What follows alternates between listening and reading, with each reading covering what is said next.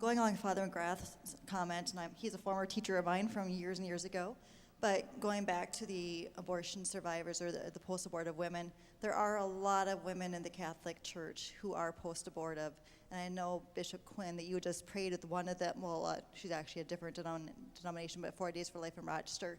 It's a gal who's post-abortive who actually started that in Rochester. And she's publicly talking about how she regrets her abortion, how it hurt her. And there's a lot of women in the pews who don't know that it's okay to say, I did this and I need forgiveness. And there's a lot of pain out there. So just wanted to make sure that people know that, priests should be bringing it up, because there's a lot of suffering that's not being catered to in the Catholic community, because these women their suffering is not being addressed. Sure. So I just really want to focus on that. And I also want to thank you so much for both coming down here. And Bishop Quinn especially, I would love for you to come to Rochester and give this talk.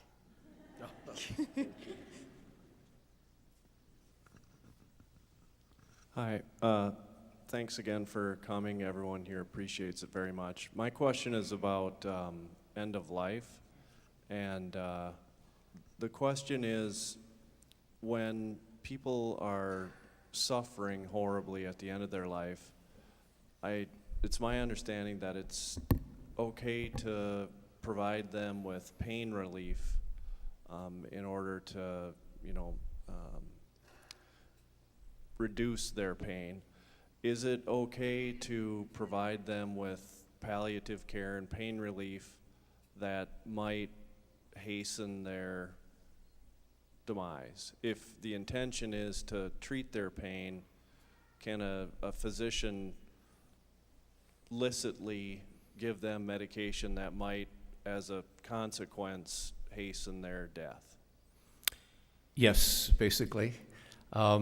We know that morphine given in any large dosages would have the effect of bringing on death.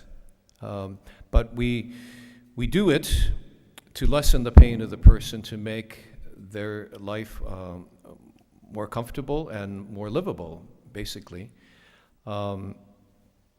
When it becomes wrong is when we give such a dosage that we are really intending to bring about the death of the person.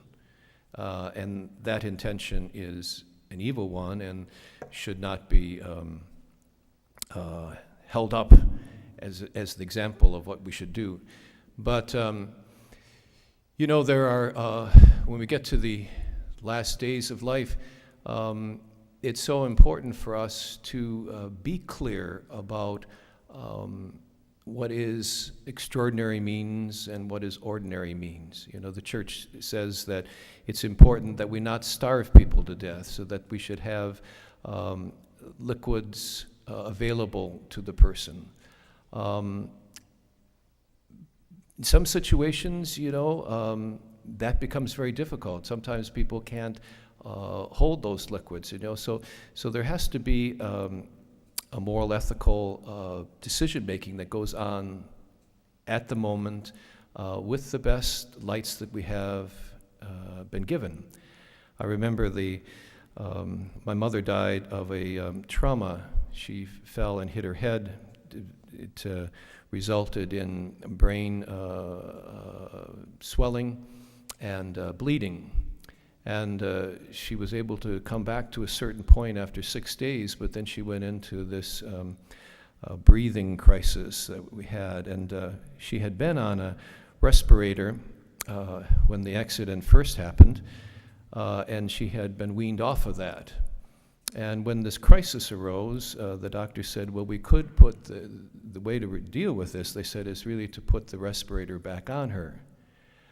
But when we pulled the respirator out of her, we knew that we found blood on it. And so we know that it was uncomfortable for her, it was causing her pain, and we don't recommend that.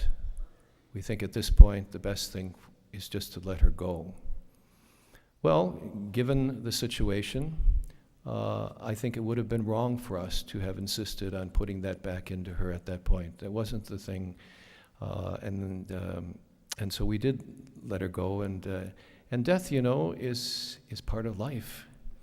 We're all going to experience death at some point. So as Catholics, as Christian believers, as disciples, we don't want to necessarily avoid death at all costs.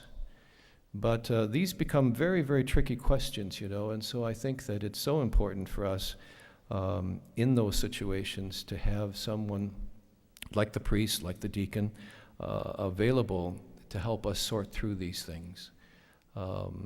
Because given the technology we have today, we can do a lot of things, but they're not necessarily in the best interest of the person. Does that answer your question, sir? Yeah. This gentleman's been waiting. This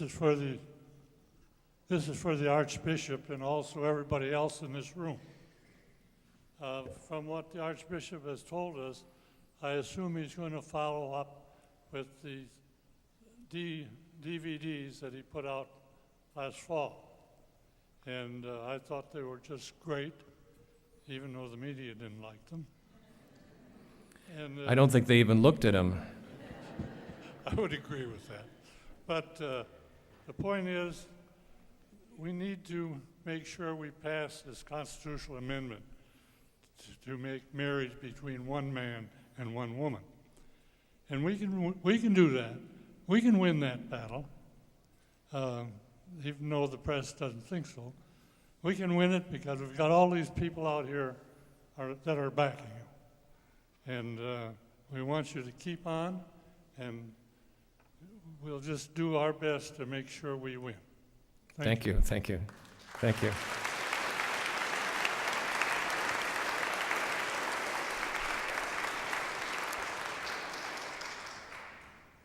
Well, while I appreciate that positive reinforcement, I have no doubt in my mind, no doubt as I'm standing here, that it's not going to be a tough fight. They say the best surveys we have indicate that somewhere between 53 and 54% of Minnesotans believe that marriage should be a union between one man and one woman. 53 and 54%. So that means we got a lot of people who are either indifferent or who believe that marriage should be defined as something different. So, if and when, I believe when, we get the constitutional amendment on the ballot in 2012, we are going to need every voting citizen who believes in this to stand up and be counted. It's not going to be easy.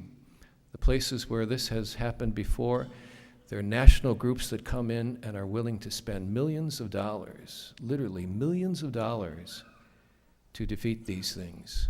And then, like Proposition 8 out in California, they got it passed, and then some judge comes out and says, well, no, I don't think so. So that's still in the courts. But I have no doubt that this is going to be a tough fight. It's going to be a battle.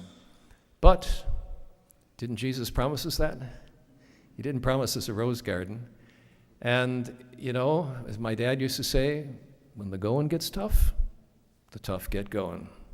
So let's hope that we're tough enough.